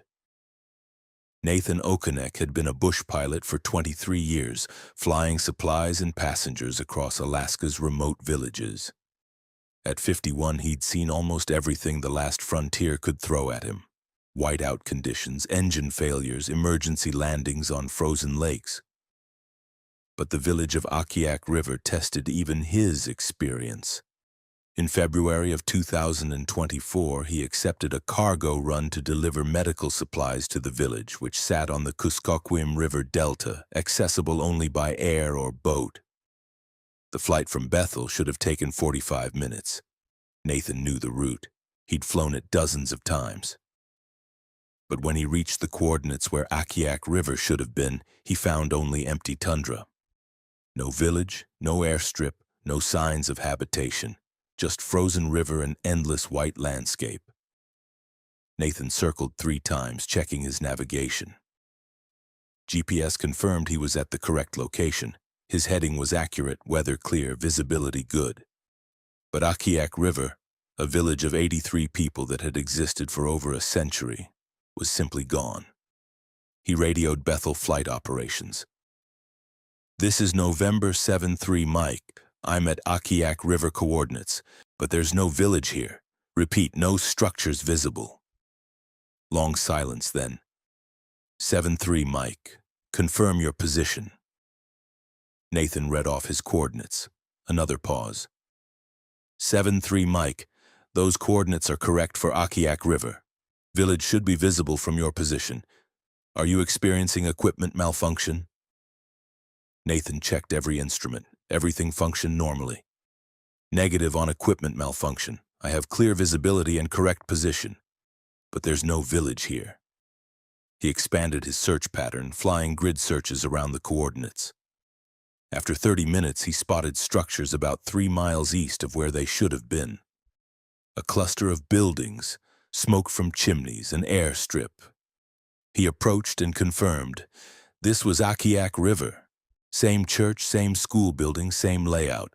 But 3 miles from where it had been on every map, every GPS database, every previous flight he'd made to this location. Nathan landed, perplexed but relieved. The village council leader, a woman named Sarah Aguchak, met him at the airstrip. "You had trouble finding us?" she asked. "The village moved," Nathan said flatly. "Or my navigation is completely wrong. How long have you been at this location?" Sarah's expression became unreadable. "The village has always been here," she said carefully. But Nathan had 23 years of flight logs that said different. He'd landed at Akiak River at specific coordinates dozens of times. Now those coordinates showed empty tundra, and the village sat 3 miles east. Villages didn't move. It was impossible. The infrastructure, the buildings, the cemetery, you couldn't relocate everything. He unloaded the medical supplies and asked questions. The residents gave him the same answer. The village had always been at this location. But when he asked to see old photographs, maps, any documentation of the village's location, people became evasive. Sarah finally pulled him aside. "Some things aren't for outsiders to understand," she said quietly. "The village is where it needs to be. It always has been. That's all you need to know." Nathan left confused but assumed there was some explanation. Maybe he'd been flying to a seasonal camp and this was the main village. Maybe his memory was faulty. He filed his flight report noting the different coordinates and forgot about it. Until 3 weeks later when he had another cargo run to Akiak River. He filed a flight plan for the new coordinates, the location where he'd found the village on the previous trip. But when he arrived, the village was gone again. Empty tundra at those coordinates.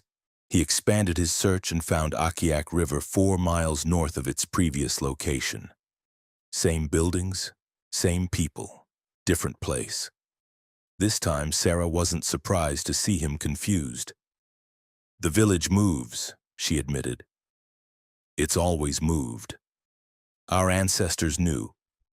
You don't stay in one place during the dark times. Things can find you if you stay still." "Things?" Nathan asked. "There are stories," Sarah said, "about what walks the tundra during polar night, about why villages must move, why staying in one location too long is dangerous. The elders remember. We've been doing this for generations, longer than white people have been mapping Alaska. The village moves when it needs to."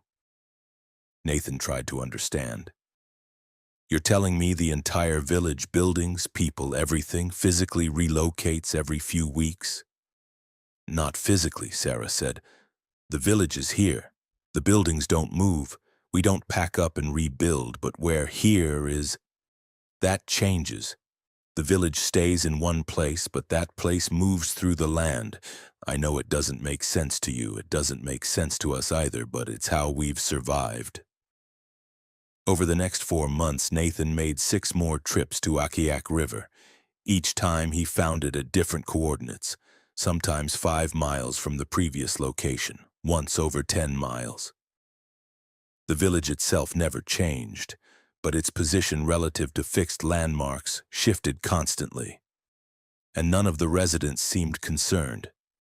They lived their lives normally, as if their entire community randomly relocating was perfectly natural. Nathan began researching. He found historical records of Akiak River dating back to the early 1900s with coordinates listed. But the coordinates changed year by year, sometimes month by month. He found reports from other pilots describing the same phenomenon. Akiak River was never quite where it was supposed to be. And he found older records, Russian and native Alaskan sources describing villages along the Kuskokwim that moved with the seasons or could not be found by those who meant harm. He found a journal from a missionary in 1923. The village of Akiak River evades mapping. I have visited 6 times and each time reach it by a different route. The natives claim this is protection, that the village must move to avoid something they will not name. I suspect navigational errors on my part, but cannot explain the consistency of the phenomenon. Nathan became obsessed. He installed additional tracking equipment on his plane, used multiple independent GPS systems, took careful notes of landmarks. The data was undeniable. Akiak River's position changed, typically every 2 to 3 weeks, moving in what seemed like a random pattern across a roughly 30-square-mile area. But there was a pattern. Nathan plotted every location on a map and noticed that the village never appeared in certain areas. There were gaps, dead zones where Akiak River never relocated. And when he overlaid historical maps, he found something chilling. The gaps corresponded with locations where other villages had once existed, villages that no longer appeared on any maps, places that had simply vanished from records. He flew over one of the gap areas, a location where Akiak River never appeared. His instruments went haywire, compass spinning, GPS losing signal, radio producing only static. He descended for a better look and saw something that made his blood freeze. There were structures down there, a village, or the remains of one. Buildings half collapsed, partially buried in snow and ice. But they didn't look abandoned through neglect. They looked consumed, as if something had fed on them, leaving only husks. And moving among the ruins was something dark, something that flowed more than walked, covering the ground like spreading oil.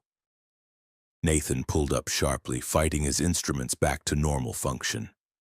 He didn't look back, didn't try to understand what he'd seen. He returned to Bethel and immediately filed for 2 weeks off, claiming equipment concerns. His last flight to Akiak River was in June of 2024. He found the village nestled against a river bend that hadn't been there on any previous visit. Sarah met him again, and this time she seemed older, more tired. "The village is getting harder to move," she said. "The young people don't understand why we do it. They want permanent homes, internet, things that require staying in one place. But the elders know.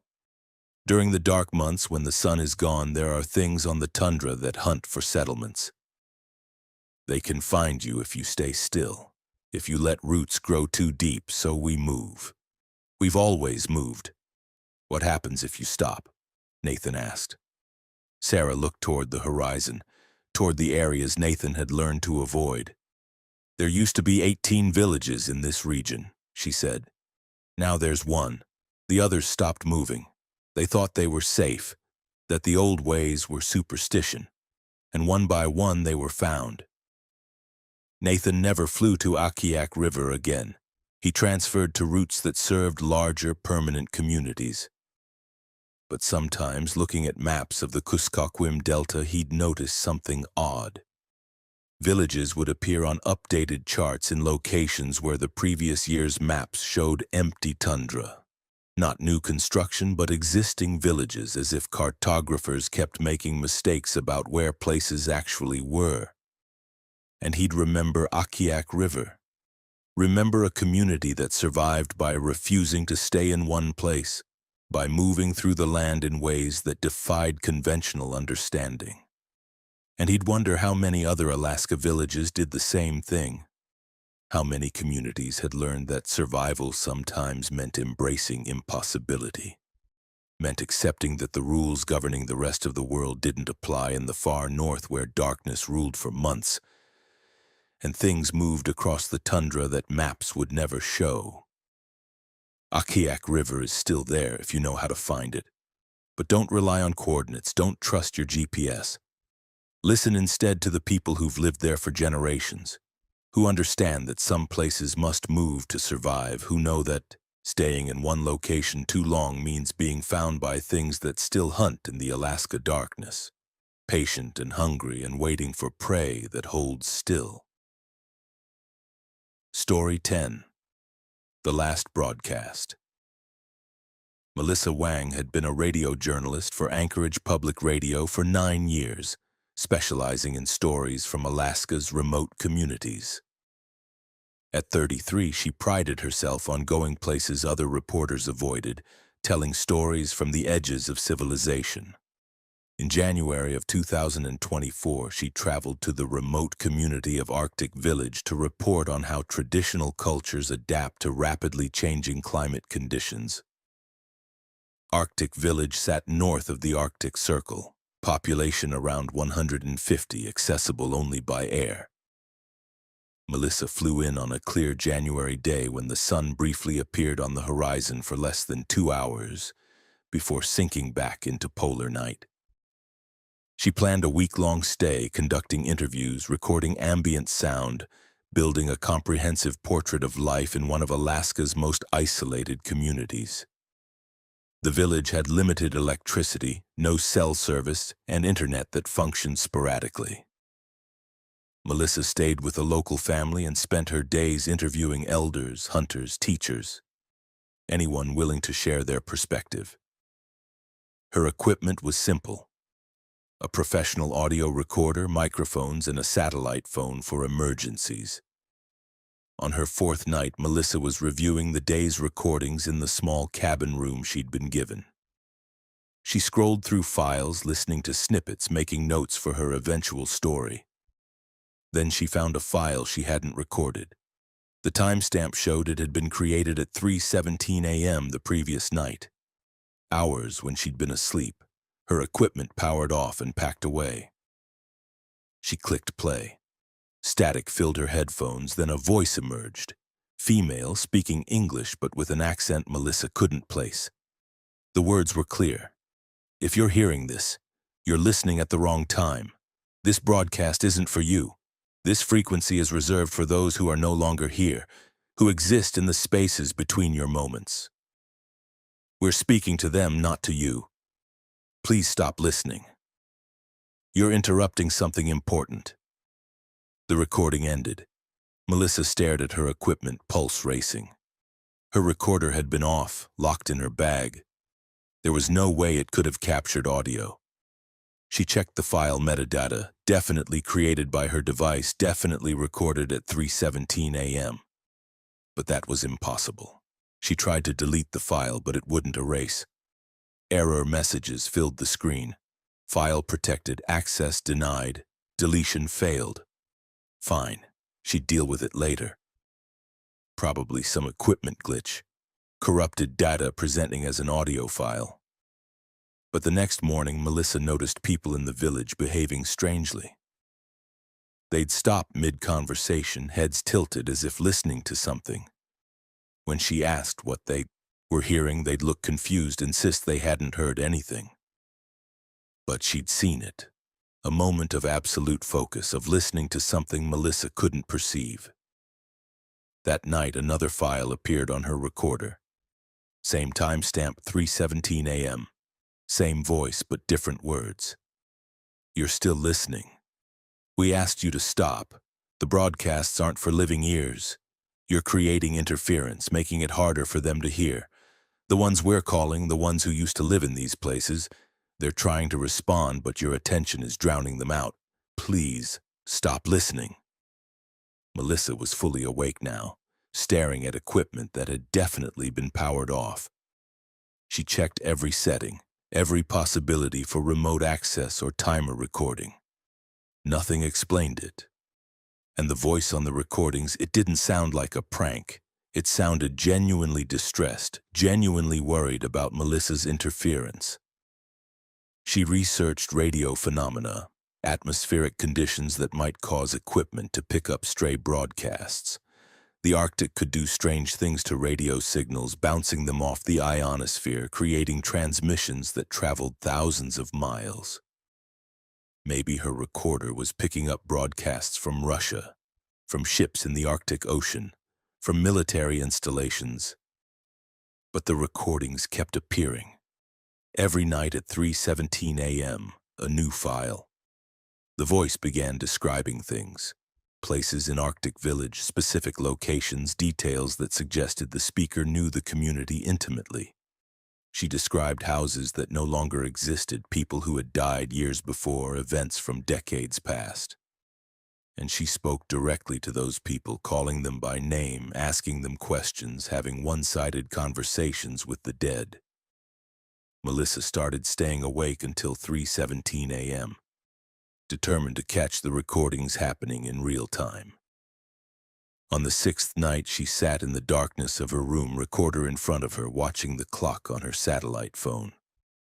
At 3:16 a.m., the temperature dropped, not gradually but instantly, from tolerable to bone-chilling cold in seconds.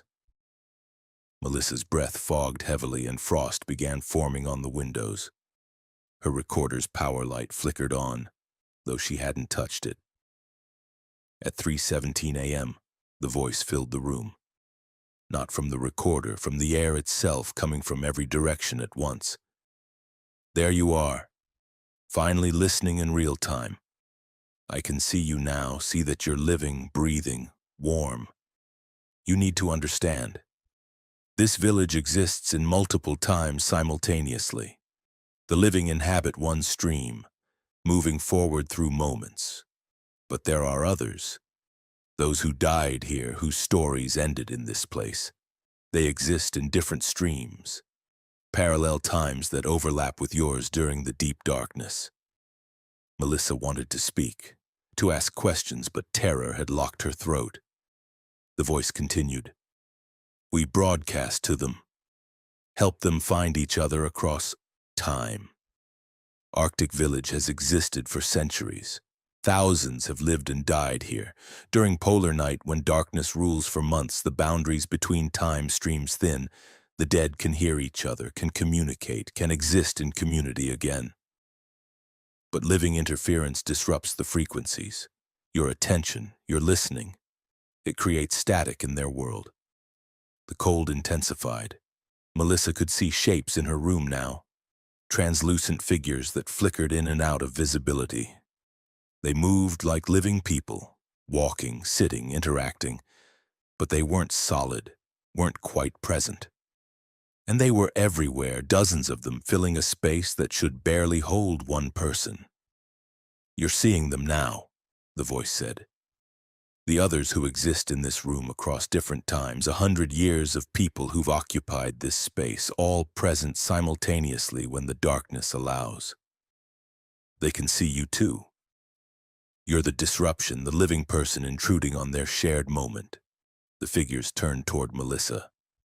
Faces from different eras, traditional clothing, modern dress, styles spanning decades. All looking at her with expressions ranging from confusion to sorrow to anger. She was the intruder, the living person crashing into their gathering. One figure approached, an elderly woman in traditional Gwich'in clothing, her face weathered and kind. She reached out and Melissa felt cold that went beyond physical temperature. The touch carried memories, impressions, a lifetime of experience compressed into a moment. The woman had died in this village 60 years ago. She existed now in the parallel time stream, and during these dark months she could return. could be part of the community again. The woman spoke, but Melissa heard it only in her mind. Go back to your time, child. This darkness isn't for the living. We gather here because we have nowhere else. The dead need community too. Need to remember we existed, that our lives mattered. But you need to leave. Your warmth, your life. It's disrupting our cohesion. Melissa stumbled backward, breaking the contact. The cold receded slightly. The voice in the air spoke again. The broadcast will end when polar night ends, when the sun returns and the time streams separate again. Until then, please stop listening. Let the dead have their time, their community, their voices. You have the whole living world. Let them have these few dark weeks. The figures faded. The temperature returned to normal. Melissa's recorder clicked off. A new file saved. The final recording. When she checked it later, it contained everything: the voice, her own racing heartbeat, the sound of figures moving through the room, whispers in languages she didn't recognize. Melissa left Arctic Village the next morning, claiming a family emergency. She never completed her story about climate adaptation. How could she? The real story. That remote Alaska villages existed in multiple times, simultaneously during polar night, that the dead gathered in parallel streams, that broadcasts connected them across decades. That story would never air on public radio. She kept the recordings but never listened to them again. The files remained on her device, protected and undeletable. A record of something she witnessed but couldn't explain. She left journalism 6 months later, unable to continue reporting when she knew there were stories happening just out of phase with living perception, communities existing in darkness that the living world would never acknowledge. Arctic Village still broadcasts every winter night at 3:17 a.m. If you're there during polar night, if you're listening at the right or wrong time, you might hear it. Voices calling names of people who died decades ago. Conversations across time. The dead maintaining their community in the darkness, gathering in the same spaces they knew in life, refusing to be forgotten. And if you listen too closely, if you pay too much attention, you might see them. Figures from different eras, all present simultaneously, all looking back at you with the question, why are the living intruding on our time? We had our years of sunlight and warmth. These dark weeks are ours. Let us have them. Melissa never returned to the Arctic. She moved to Phoenix, where winter means mild temperatures and darkness lasts only a few hours. She tells people she wanted a change, wanted sun and warmth. But the truth is simpler. She learned that some communities exist outside of linear time, that the dead refuse to stay in the past, and that during Alaska's long darkness, the boundaries between living and dead, between past and present, grow dangerously thin. And she learned that some broadcasts aren't meant for living ears. That some frequencies carry conversations the living were never supposed to hear.